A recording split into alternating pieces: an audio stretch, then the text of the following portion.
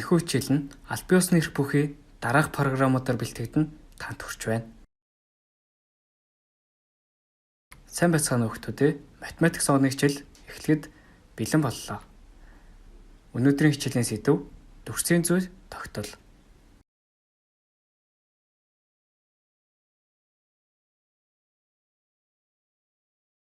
Дэлгэцэнд од эрхсийг судалж буй эрдэмтэн харагдаж байна. Эрдэмтэн тэрхүү дурангаа ашиглан оддыг хартал бид бүхний сайн мэдэх үргэлж хойд зүгийг зааж байдаг алтан гадсууд харагдаж байна. Харин дараа нь 3 марл од, түүний дараа хоньны орд буюу энэхүү 5 ширхэг од, мөн шанаг 7 од харагдаж байна.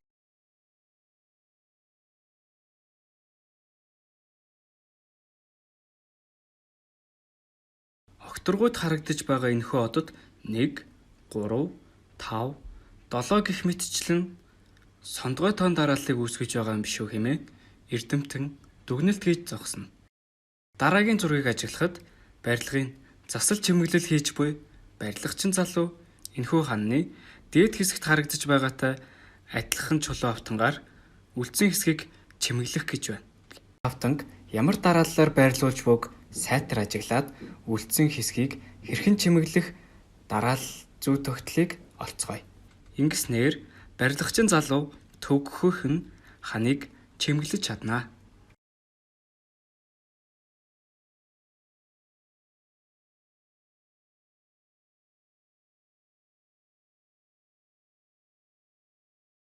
Чулуун хавтанг хэрхэн байрлуулж буй дарааллыг мөн хэрхэн эргүүлсэнийг бид бүхэн харлаа. Одоо өгөгдсөн нөхцөл байдал дүгнэлтийн үлдсэн хэсгийг чулуу автангаар хэрхэн өрөхийг харцгаая.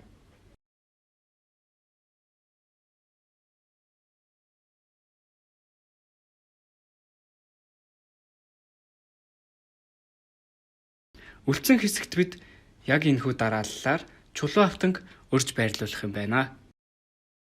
Барилгын засалчин миний ажил ч гэсэн дүрсийн өнгө, хэлбэр, эргүүлэлт, шилжүүлэлт гэх мэтлэн төрөл бүрийн зүй тогтол дарааллыг ашигладаг.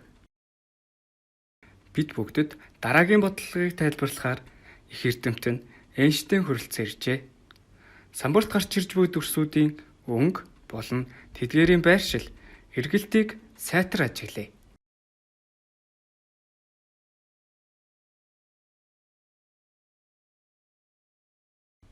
Энэхүү гурвалжин дүрсүүдийн цорхой дугуйн байршил болон өнгөн солигдож байгааг анзааргүй хүүхдүүдээ.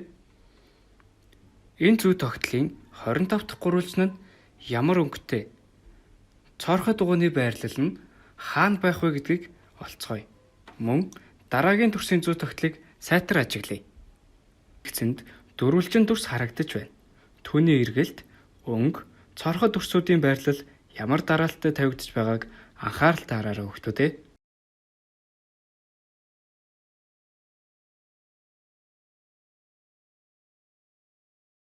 Эдгээр дүрсийн 30 дахь дөрвөлжин нь ямар өнгөтэй, цорхой дүрсүүдийн байрлал хаан байхыг мөн адил олцгоё. Бодлогыг хэрхэн бод гаргахтаа танилцъя. Өгөгдсөн нөхцөл байдал дүгнэлтийн эхний бодлогыг бодцгоё. Дүрсийн өнгө болон цорхой дүрсийн байрлалыг сайн хараарай хүүхдүүдээ. 25 дахь гурвалжин нь ямар өнгөтэй байх вэ гэдгийг олцгоё. Цэнхэр, шар гэсэн 2 өнгө байгаа тул үүнийг нэг багц гэж үзье. Иймээс 25-ыг 2 хуваахад нэг үлдэгдэлтэй гарч байгаа тул багцын эхний өнгө буюу 25 дахь гурвалжин нь цэнхэр өнгөтэй байх нэ. Одоо цорхой дугуйны байрлалыг тодорхойлъё.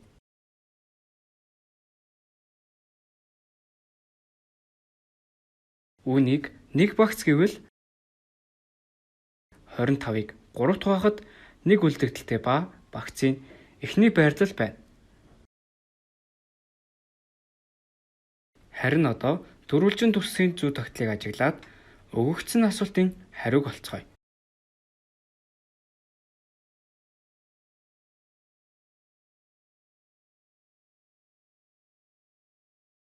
30 дахь дөрвөлж нь ямар өнгөтэй вэ? Цорхой дүрсүүд хэрхэн байршсан байх вэ? Эхлээд 30 дахь дөрвөлжний өнгийг тодорхойлъё. Улбар шар ягаан гэсэн 2 өнгөтэй байгаа тул үнийг 1 багц гэж үзье. Иймээс 30-ыг 2 хуваахад тэг үлдэгдэлтэй байгаа тул багцын 2 дахь өнгө буюу 30 дахь дөрвөлж нь ягаан өнгөтэй байх нэ.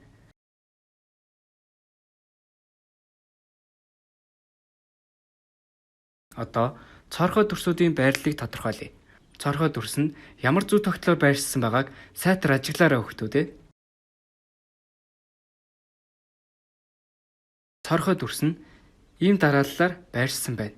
Үүнийг 1 багц гэж үзвэл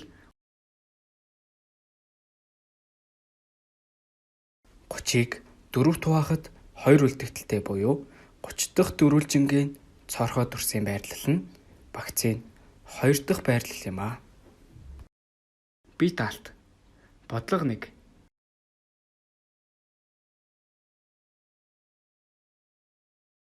Энэхүү тугны өнгө болон хэлбэрийг сайтар ажиглаад дарааллын 32 дахь туг ямар өнгөтэй туг байх вэ? Мөн түүний хэлбэрийг тодорхойлоорой хүүхдүүдээ.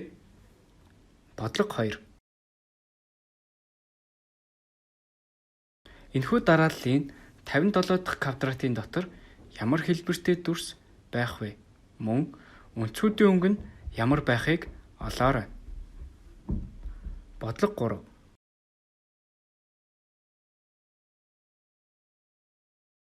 Дарааллын 62 дахь цагийн зүүнний өнгө ба ямар өнгийн цэгийг зааж байхыг олж болох уу? Гэрийн даалгаварт. Өгөгдсөн дарааллын 118 дахь 5 өнцгтийн дотор ямар хэлбэртэй дүрс болон өнцгүүдийн өнгө нь ямар байхыг олоорой хүүхдүүдээ. Гэрийн даалгавраа илгээхдээ Оюунлаг School application руугаа нэвтрэн орно. Мөн Microsoft Teams-ийн Assignments хэсгээр гэрийн даалгавраа илгээгээрэй.